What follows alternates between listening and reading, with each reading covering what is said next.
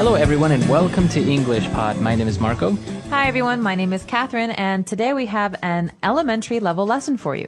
That's right, today we are dealing with a house that is filled with different types of bugs. Ew, bugs. Well, it's summertime, so it's not that uncommon, but not a pleasant thing to deal with. That's right, so we're going to call an exterminator. So you might be asking yourself what that is, but before we explain, why don't you listen to the dialogue for the first time?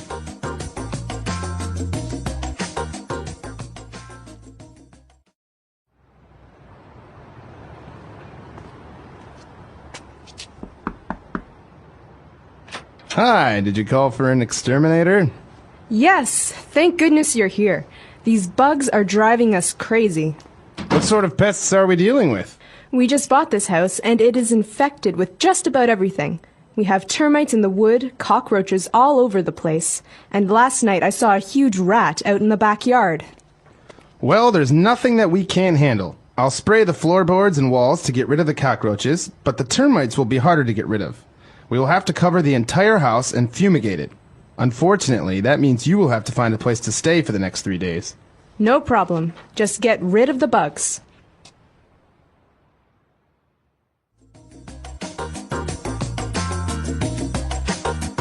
All right, we're back. So now we have 6 keywords that we've chosen out for you. Let's take a look at those now on Language Takeaway. Language takeaway. Well, Marco, you've already told our users the very first word. That would be exterminator. What is an exterminator? It's a person, right? That's right, it's a person that has the job to exterminate or to delete or eliminate different types of bugs or pests. So an exterminator's job is to kill bugs. That's right. And usually an exterminator comes to your home or your office to do this, right? That's right. So maybe in your house you have a lot of different types of bugs. Maybe you have, spiders. So an exterminator will come and he will try to get rid of the spiders. Great. So an exterminator, in a general sense, gets rid of pests. And pest is our next word.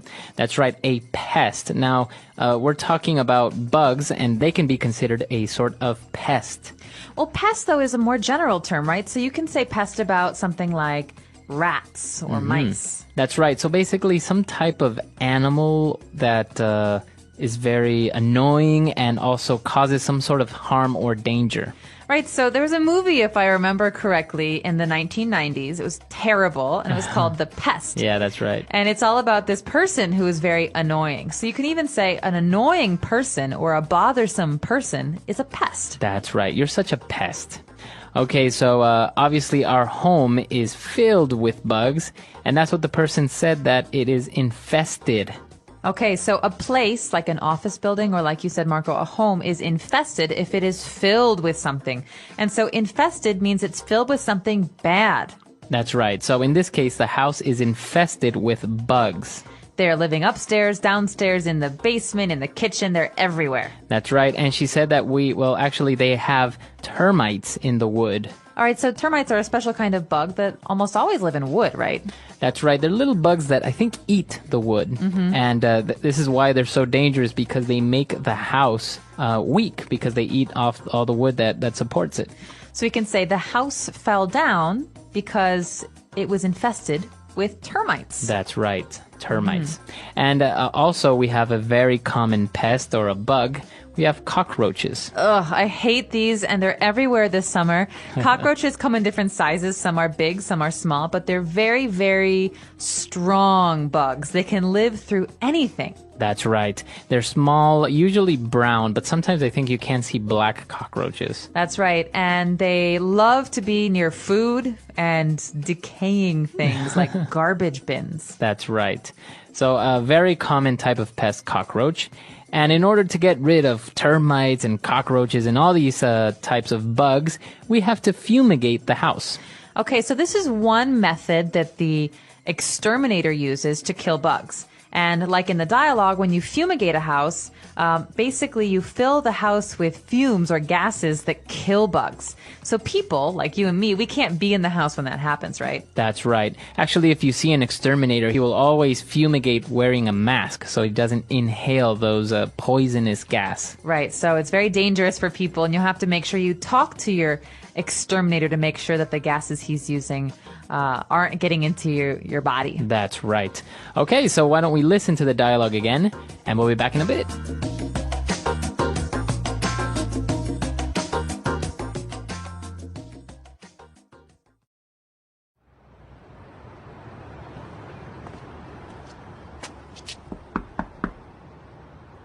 Hi, did you call for an exterminator? Yes, thank goodness you're here. These bugs are driving us crazy. What sort of pests are we dealing with? We just bought this house, and it is infected with just about everything. We have termites in the wood, cockroaches all over the place, and last night I saw a huge rat out in the backyard. Well, there's nothing that we can't handle. I'll spray the floorboards and walls to get rid of the cockroaches, but the termites will be harder to get rid of. We will have to cover the entire house and fumigate it. Unfortunately, that means you will have to find a place to stay for the next 3 days. No problem. Just get rid of the bugs.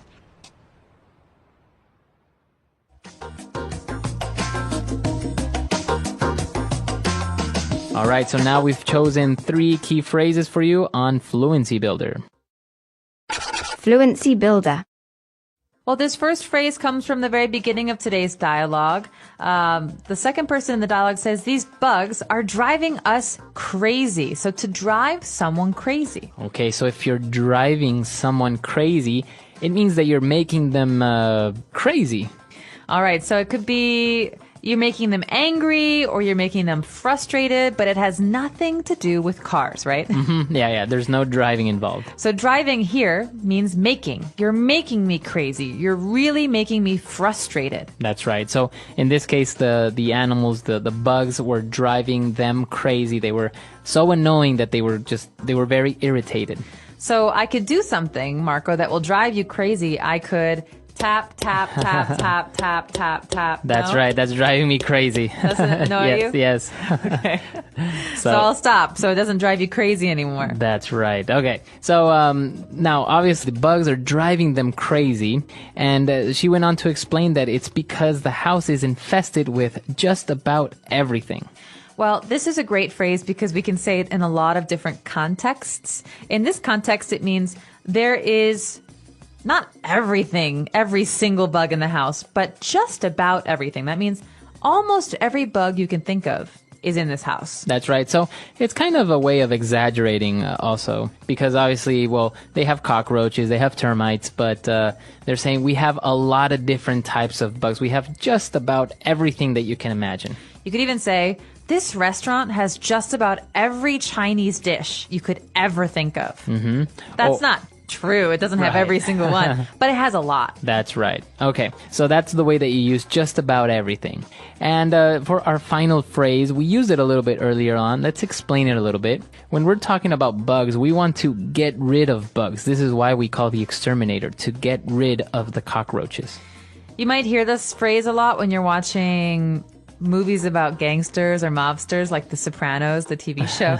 Get rid of him, right? So this is a phrase that means, in this case, to kill something or to kill someone, to get rid of it, to get rid of him.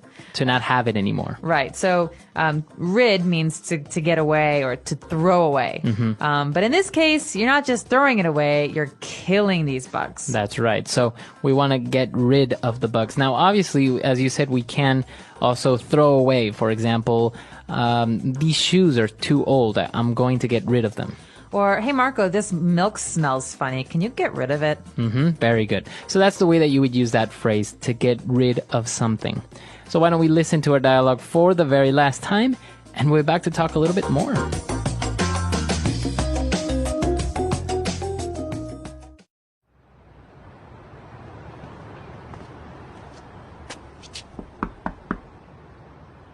Hi, did you call for an exterminator? Yes, thank goodness you're here. These bugs are driving us crazy. What sort of pests are we dealing with? We just bought this house, and it is infected with just about everything. We have termites in the wood, cockroaches all over the place, and last night I saw a huge rat out in the backyard.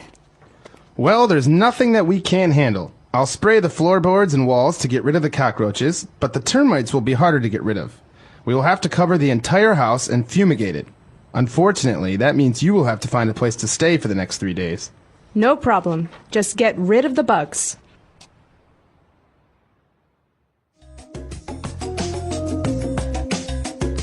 So bugs. Everyone loves bugs, right? I don't know. I'm actually okay with termites or, for example, cockroaches. They're a little bit weird, but I actually really dislike spiders. Really? Yeah. So you're okay with cockroaches, but spiders make you nervous. Yeah. Spiders are... Well, the thing is, the spiders can actually hurt you. That's right. And cockroaches generally cannot. They're gross. They're dirty. But spiders, there are very, very many kinds of dangerous spiders out there that are poisonous. That's right. So, for example, termites, nothing's going to happen. Or cockroaches, Well, they're nasty. not unless your house, is weakened by hundreds of millions of termites. That's right. But, for example, I think other people have... snakes sometimes as pests because they live in areas that have a lot of snakes or mice because snakes are attracted by mice. That's right. So some people keep cats for that reason. They want the cats, especially on farms, the cats to catch the mice or to scare the snakes away. But I don't really have a problem with snakes or spiders, but I do have a problem with scorpions. Oh, scorpions. If you live close to a desert or a very dry area, scorpions, they really scare me. I've seen on, I think, Discovery Channel that in Australia they're very common. And so not only scorpions, but also spiders. So whenever you put your shoes on, you have to check that there's nothing in it. That's right. Also, shower drains, where the water goes down the hole in the shower. Oftentimes you get things like scorpions in the desert areas that come out of the drains. Really? Oh, wow. That looks like something from a horror movie or something. Yeah, all of a sudden you're in the shower and there's pests coming out of the that's drains. Nasty. Terrifying. All right, so a lot of different types of kind of scary bugs and pests, but we would like to know if you've ever had an infestation in your home or what pests are you afraid of? So let us know. Our website is englishpod.com. We hope to see you there. All right, we'll see you guys next time. Bye. Bye.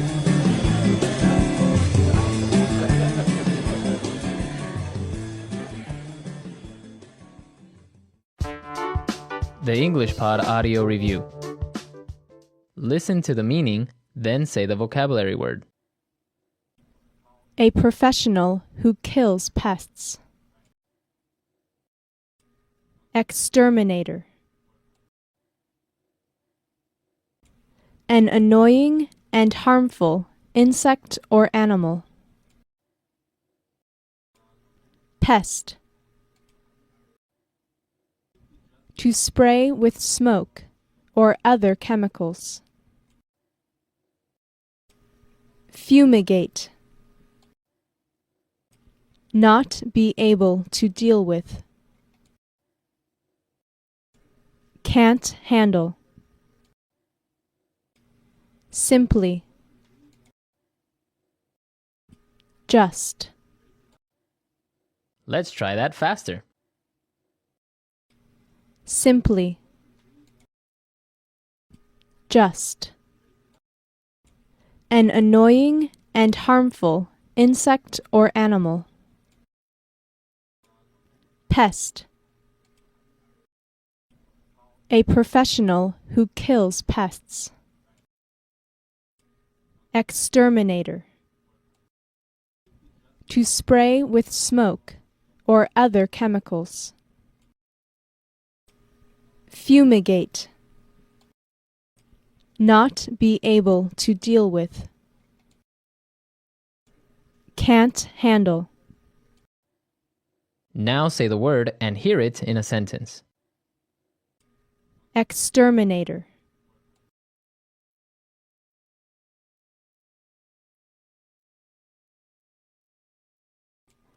Can I get an exterminator to get rid of the wasps in our yard?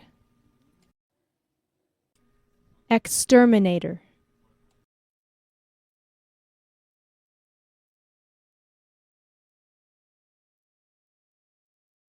I need to call an exterminator to take care of our termite problem.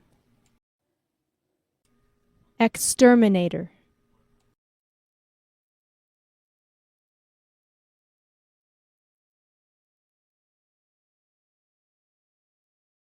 The exterminator came and sprayed the entire house, so it should be bug-free now. Pest.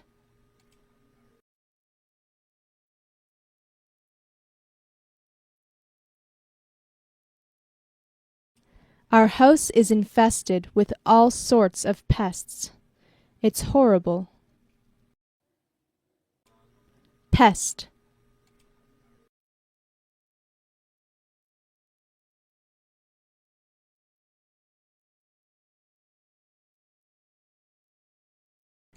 Mosquitoes, termites, cockroaches, rats, and fleas are all considered pests.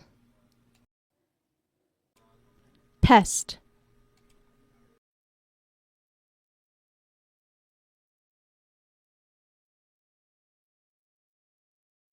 He's a pest. He annoys everyone he comes in contact with. Fumigate.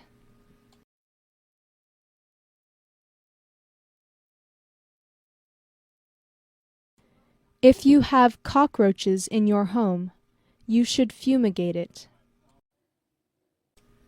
Fumigate.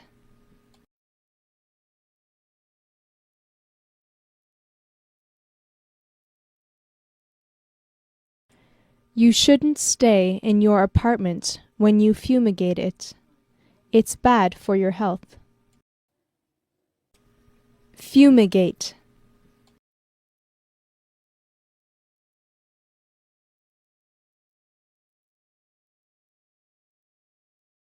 She's staying with us for a few days because the exterminator is fumigating her house. Can't handle.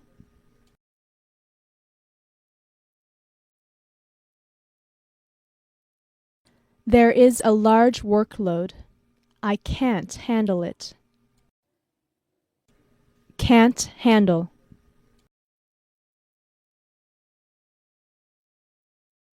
He's really good at fixing computers. No matter how complicated the problem is, there's nothing he can't handle. Can't handle.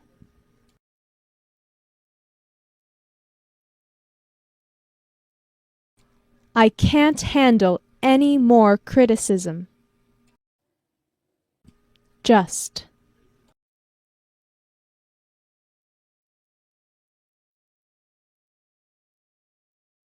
I don't care what you have to do. Just take care of the problem. Just. Stop making excuses and just finish your work. Just. When you're done, you can just leave everything on the table, and I'll clean it up. Hello, everyone, and welcome to English Pod. My name is Marco. My name is Catherine, and today we're bringing you another elementary level lesson as a part of our interview series. That's right. This is part 2 of the interview series. In the last part, we talked about, a brief introduction when you arrive to a job interview. But on this occasion, we're going to talk a little bit about yourself and your life. That's right. So this is the most personal part, I think, of an interview. Let's take a listen to today's dialogue, and we'll be back in a moment to talk more about the things that you've heard.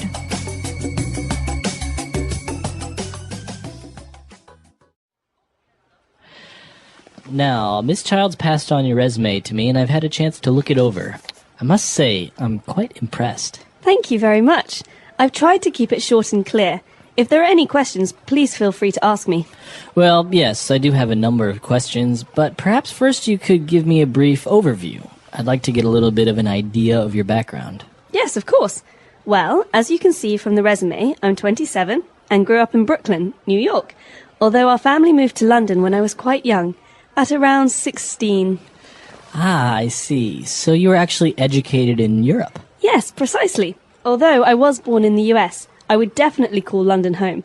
But as you see, I've actually spent a lot of my life moving from country to country. My father was in the oil business before he retired, so we also spent a number of years in Saudi Arabia too.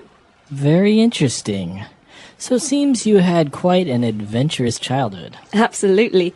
We were never still for too long. but now I'm really looking to settle down. I see. Okay, well, let's move on to discuss your education, shall we? Sure. All right, we're back. So obviously this person had a very interesting life, and they used some pretty interesting words there. So why don't we take a look at 5 key words that we have prepared for you on Language Takeaway. Language takeaway.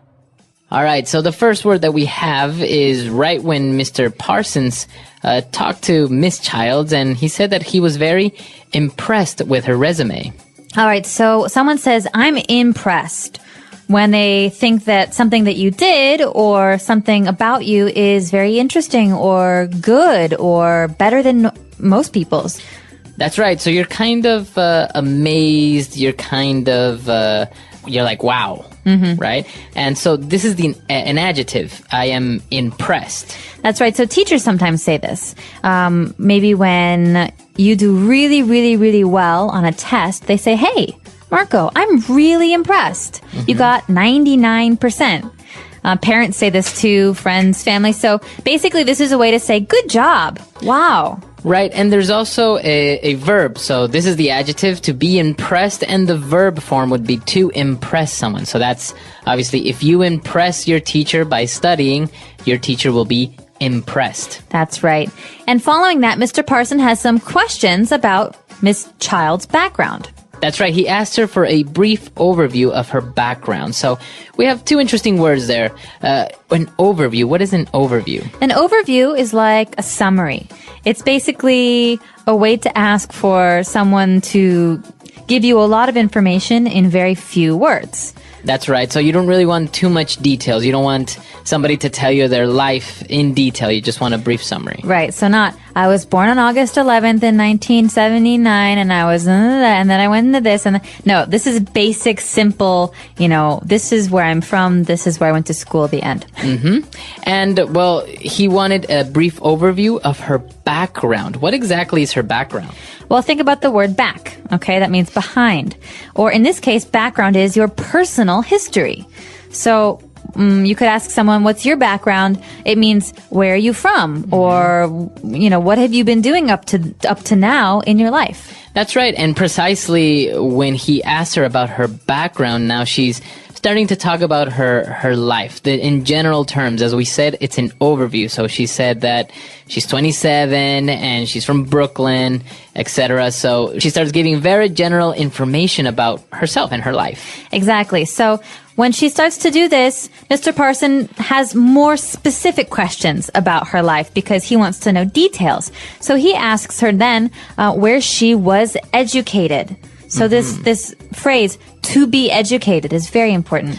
That's right. So he's asking her, you studied in Europe. That's right. To be educated means to have someone teach you or to go to school somewhere. So, for example, I was educated in America. Where were you educated, Marco? I was educated in Chile. Wow. So you've been educated in a number of different places, right? At home and in a different country. Right. But you can also specify the university name, right? For example, I was educated at Harvard. Can you say that? You can. Or I was educated at a number of different schools. So you can say, I studied or I was educated. All right. And, well, apparently she was moving around from Europe, United States. So Mr. Parsons says, wow, it seems that you had an adventurous childhood. Okay, this is a great adjective, adventurous. You can say a person is adventurous. So Marco is very adventurous. He likes to jump out of airplanes. But you can also say that an experience is adventurous, like moving around a lot as a child. Right. So I guess adventurous can go hand in hand with exciting or very interesting, full of emotion. That's right. Okay. Adventurous. So a person can be adventurous, and we actually had a lesson about this when we describe personalities. You can say someone is adventurous. Exactly. All right, very good. So 5 key words that we just took a look at. Why don't we go back, listen to the dialogue again, and we'll be back to talk a little bit more on Fluency Builder.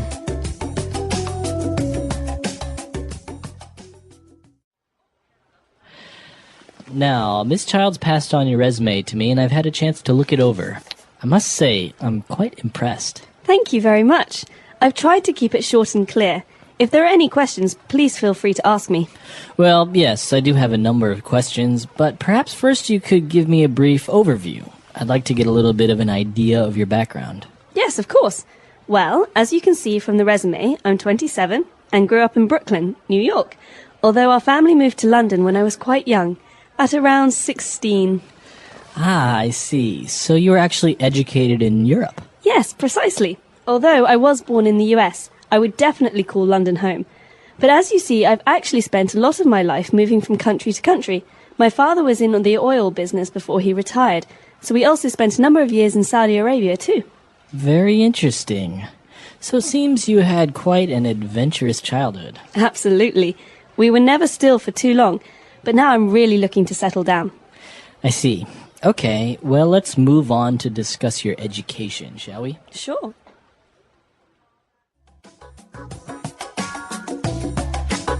All right, we're back. So we have 4 phrases for you on Fluency Builder prepared, and let's start on with the first one. Fluency Builder. Okay, so at the very beginning, Mr. Parsons is continuing what he was saying in our first part. So Mr. Parsons is talking about Rebecca's resume, and he says, the secretary, she passed it on to me. So this verb, to pass on, this is really important. What does this mean? Well, the secretary, Miss Childs, passed on Rebecca's resume.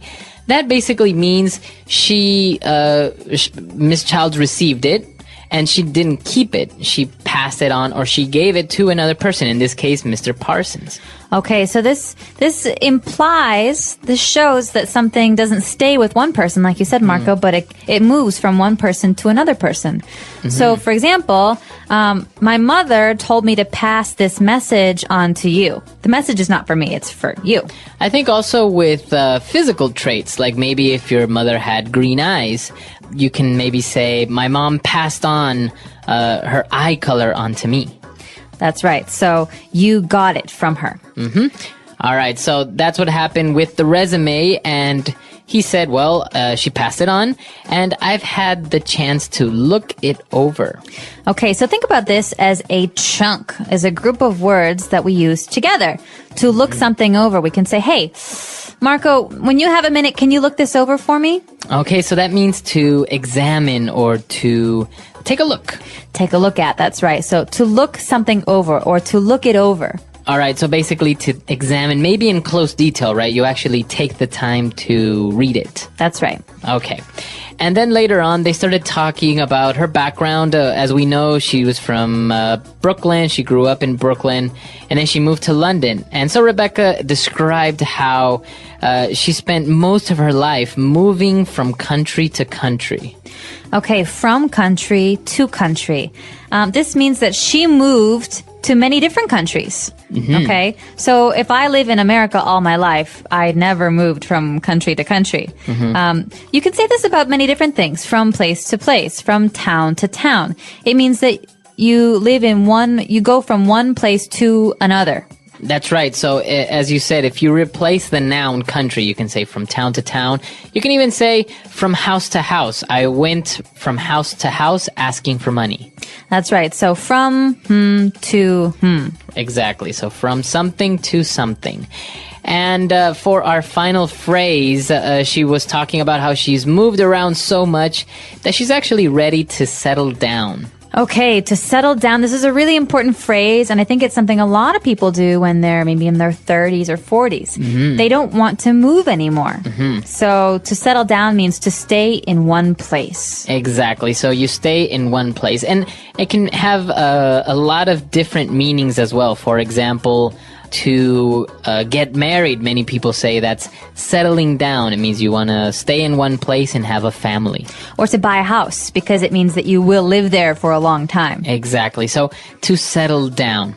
So a lot of interesting phrases there, a lot of words, and this is, as we said, part 2 of our series. So I think it would be worthy for us to listen to this dialogue one last time, and we'll be back to talk a little bit more.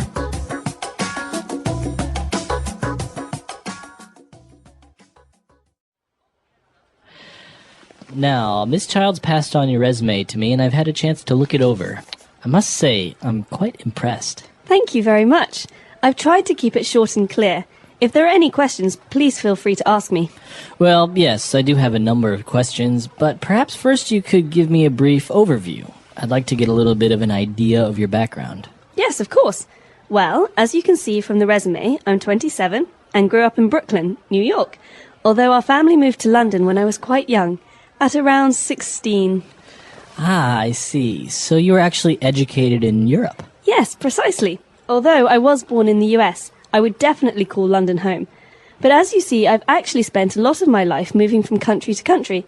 My father was in the oil business before he retired, so we also spent a number of years in Saudi Arabia too. Very interesting. So it seems you had quite an adventurous childhood. Absolutely. We were never still for too long, but now I'm really looking to settle down. I see. Okay, well, let's move on to discuss your education, shall we? Sure.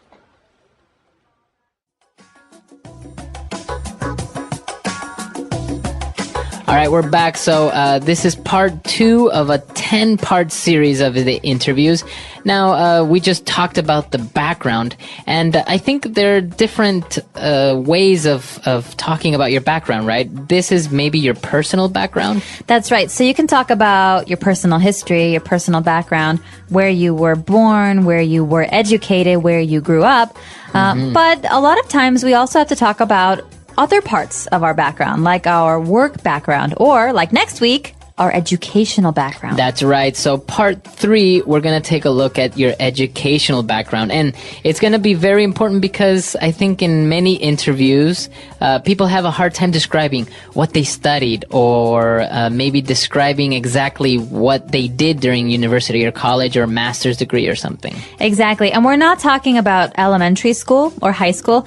We're specifically talking about university background here. So, like you're saying, Marco, what was your major? What was your minor?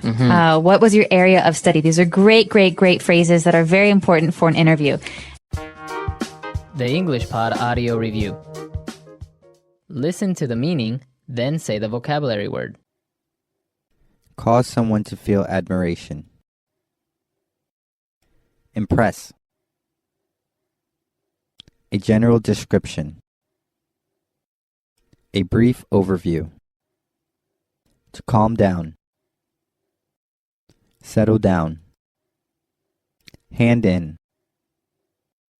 Pass on. Feel relaxed. Feel free. Let's try that faster. Hand in. Pass on. A general description. A brief overview.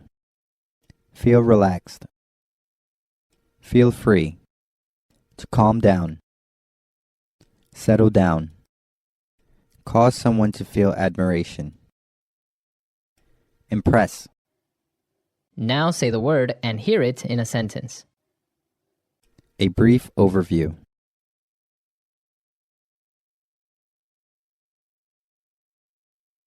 George, would you give us a brief overview of what the marketing team has been working on this week? A brief overview.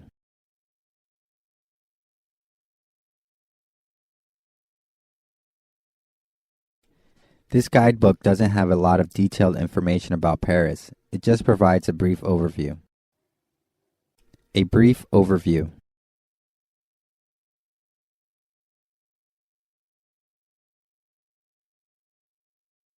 Before we talk about the specific job description, let me give you a brief overview of what we do here at ABC Corporation. Impress.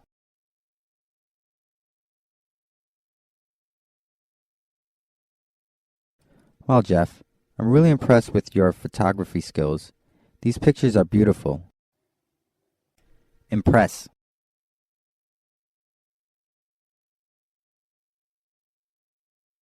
On my first trip to Hong Kong, I was really impressed with the efficiency of the subway system. Impress.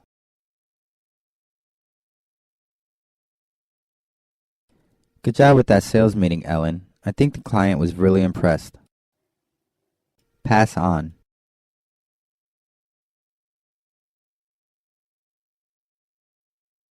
We're all going to the Sichuan restaurant for lunch. Pass it on. We want to have a large group. Pass on.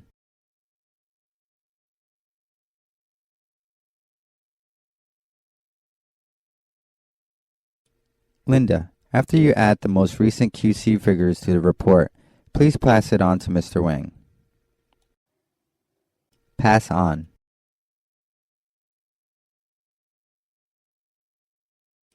Thanks for your feedback. I'll pass your suggestions on to the design team. Feel free. Excuse me, may I use your bathroom? Oh, please feel free. Feel free. Welcome to our art gallery. Feel free to look around. Feel free.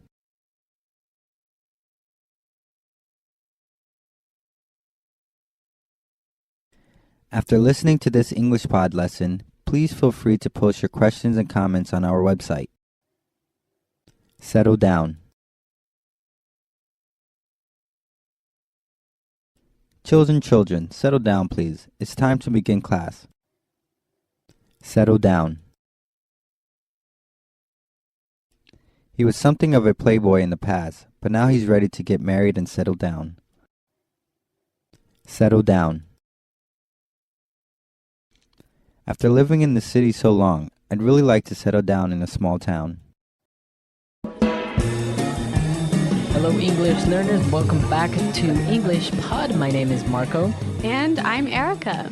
And today we have a fun and scary dialogue. That's right. This lesson is full of language you can use to talk about being scared. All right, so we're going to be looking at a scary lesson today, and we have nothing to preview, so let's listen to this dialogue and see why everyone is so scared.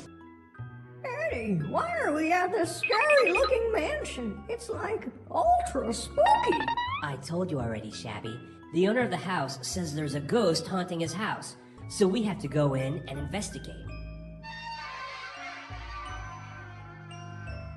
I don't like this. Come on, guys, stop being such cowards. It's a mystery and an adventure. This place gives me the creeps. Seriously, guys, let's get out of here. I'm getting goosebumps just being here. Shabby is a scaredy cat. That laugh came from this room. Let's go and check it out.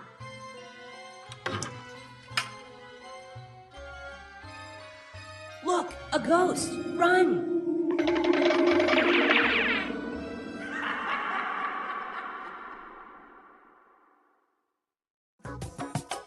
Well, that sounds really scary, but actually it kind of reminds me of another TV show. Very similar to another TV show, but it's different. Okay, but some interesting language that you can use to talk about things that are scary, so why don't we look at that now in Language Takeaway? Language takeaway. So let's start with the very first line of our dialogue. Shabby described the mansion to be ultra spooky. It's ultra spooky. Spooky. So, okay, we've got two interesting words here, ultra and spooky. Now, spooky is scary, right? It's a little bit scary. It maybe makes you feel a little bit uncomfortable, or maybe it makes you feel a little bit scared. Okay, so not very scared. Not super scared. But ultra spooky. So ultra is another way of saying super or very or really spooky. So if it's ultra spooky, then it's... very scary. Okay. All right, so our next word. They said that in the house there is a ghost haunting the house. Okay, there is a ghost haunting his house. Okay, so the verb to haunt. Okay, to hunt. So the ghost is coming to the house frequently and not letting them live in peace. When a ghost haunts something, it visits it often and scares it. Exactly. Now, they were all afraid and they didn't want to go in, and so Wilma called everyone cowards. Stop being such cowards. Cowards. So a coward. A coward is a person that's not brave. a person who's scared of everything. Exactly. So they were being cowards. They were afraid, so that's why they didn't want to go in. Well, speaking of being afraid, Shabby said, I'm getting goosebumps. Goosebumps. To get goosebumps. All right, to get goosebumps. Now, goosebumps, it may sound a little bit strange, but it's very easy when you're scared or maybe you're cold. The skin on your arms or on your back, it gets a little bit bumpy. So your skin looks like chicken skin. Exactly, chicken skin. And that's actually how we call it in Spanish, chicken skin. But this is goosebumps, so I guess it's kind of similar. A goose? Yeah, same idea. Goosebumps. All right, and finally, Scruffy said, Shabby is a scaredy cat. A scaredy cat. A scaredy cat. You're a scaredy cat. Well, a scaredy cat is not really a cat, right? No. It's a person who is afraid of everything. Okay. Similar to a coward. But more informal. Much more informal. So somebody is a scaredy cat. And I think even a little bit more juvenile. As so adults, children use it. Yeah, as adults, you wouldn't say he's a scaredy cat. All right, great. So some interesting, scary language. I think we need to hear it one more time, slowed down in the dialogue. Eddie, why are we at this scary-looking mansion? It's like ultra spooky. I told you already, Shabby. The owner of the house says there's a ghost haunting his house, so we have to go in and investigate. I don't like this. Come on, guys, stop being such cowards. It's a mystery and an adventure. This place gives me the creeps. Seriously, guys, let's get out of here. I'm getting goosebumps just being here. Shabby is a scaredy cat. That laugh came from this room. Let's go and check it out. Look, a ghost! Run! Okay, so now that we understand all the vocabulary we saw in Language Takeaway, why don't we take a look at two phrases now in Fluency Builder? Fluency Builder. Well, Shabby said, we're at this scary-looking mansion. Scary-looking mansion. So a scary-looking mansion. Okay, so the mansion looks scary. All right, so a mansion is a big house, right? That looks very scary. Now, this is a really useful and helpful pattern you can use with English. Something looking, so adjective looking. Right, so you can say good looking. And there's lots of examples, so why don't we hear a few more now? Example 1. That guy is making me nervous. He's really creepy looking. Example 2. I saw the craziest looking house today. It was built upside down. Example 3. What a nice looking dog. Can I pet him? All right, great examples, and now we know how we can combine looking with different adjectives. Our next phrase, Shabby said, this place gives me the creeps. All right, gives me the creeps. To give someone the creeps. So if something gives you the creeps, it makes you feel uncomfortable and scared. Maybe nervous.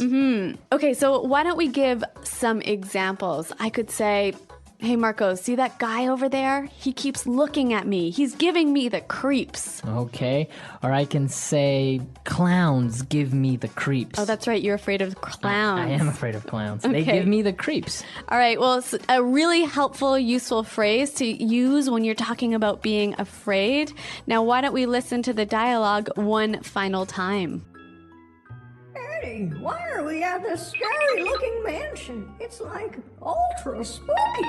I told you already, Shabby. The owner of the house says there's a ghost haunting his house, so we have to go in and investigate. I don't like this. Come on, guys, stop being such cowards. It's a mystery and an adventure. This place gives me the creeps. Seriously, guys, let's get out of here. I'm getting goosebumps just being here. Shabby is a scaredy cat. That laugh came from this room. Let's go and check it out.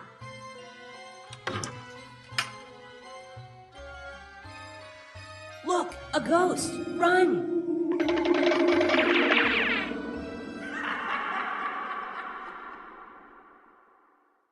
Okay, so an interesting dialogue about ghosts and haunted houses. So, what do you think, Erica? Do you believe in ghosts? Have you ever seen a ghost? No, I totally do not believe in ghosts, but I understand that you disagree with me.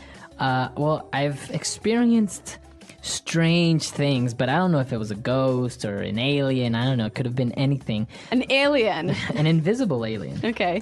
So what happened? Well, once I was having dinner with my parents, and we had a table, and on top of the table there was a glass full of water. Mm-hmm.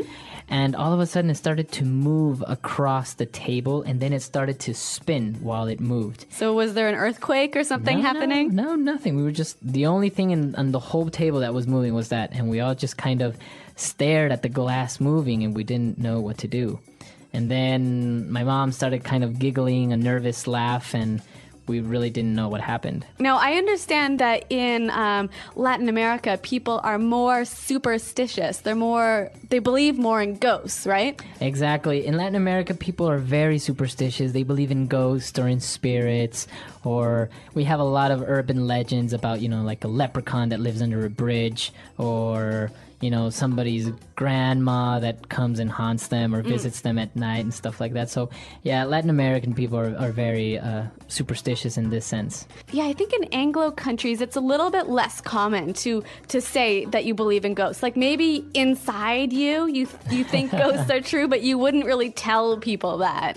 Right. I think the difference would be that you have a different type of superstition. Like, people are afraid of black cats. Right. Or the floor, or the number 13. Yeah, or opening your umbrella in a house. Exactly. Yeah. So, because they consider it to be bad luck, but not because something like a ghost or an alien is going to come out and eat them.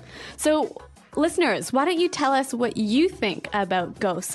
Are people superstitious in your country? Do they believe in ghosts? Come to our website, englishpod.com, and let us know, and we'll see you guys there. Well, thanks for downloading, and goodbye. Bye.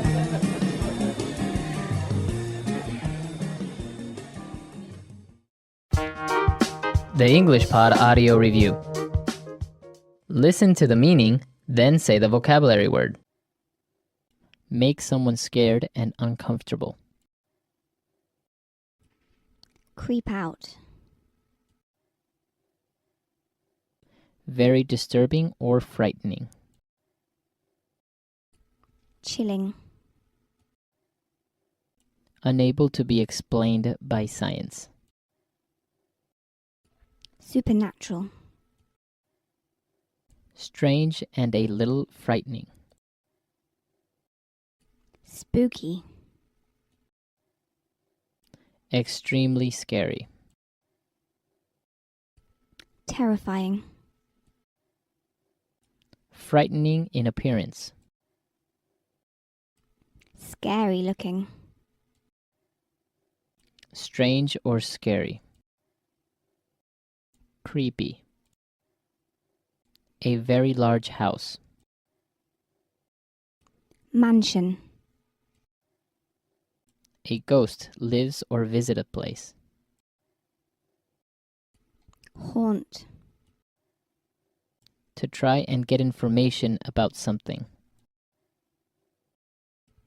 Investigate. Someone who is too afraid to do what is right. Coward. Small bumps on your skin caused by fear, cold, etc. Goosebumps. Someone who is always scared of things. Scaredy cat. Let's try that faster. Strange or scary. Creepy. Strange and a little frightening. Spooky. Make someone scared and uncomfortable. Creep out. A ghost lives or visits a place. Haunt. Frightening in appearance. Scary looking. Unable to be explained by science. Supernatural. A very large house. Mansion. To try and get information about something. Investigate. Someone who is always scared of things. Scaredy cat. Someone who is too afraid to do what is right. Coward. Very disturbing or frightening. Chilling. Small bumps on your skin caused by fear, cold, etc. Goosebumps. Extremely scary. Terrifying. Now say the word and hear it in a sentence. Scary looking.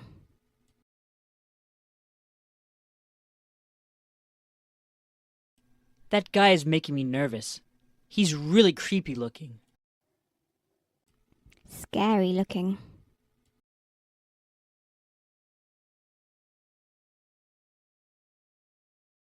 I saw the craziest looking house today.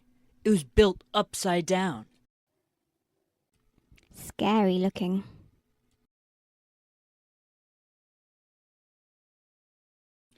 What a nice looking dog. Can I pet him? Spooky. Whenever I walk by the Main Street graveyard, I get a really spooky feeling that someone is following me. Spooky. Why don't you sleep over at my house this weekend? Your house is kind of spooky at night. Spooky.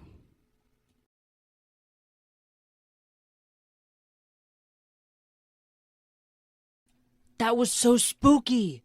The TV turned on while I was out of the room.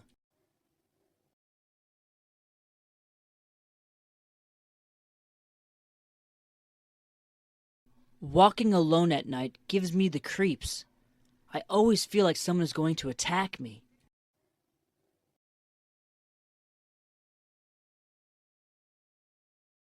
Mr. Crane gives me the creeps whenever he tries to touch me.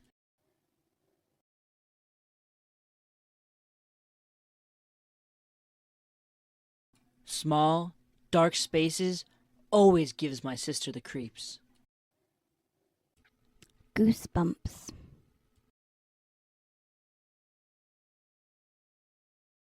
Can you turn down the air conditioning? I have the goosebumps. Goosebumps.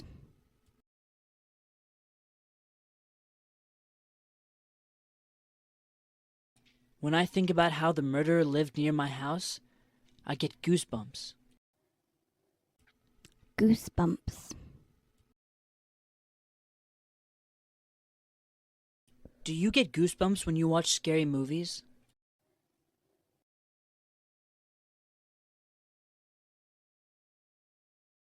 I swear the ghost of Old Man Fink haunts my dreams every night. David told me that there's a ghost that haunts the 7th floor of this hotel. Weird things happen in that house. I think it must be haunted.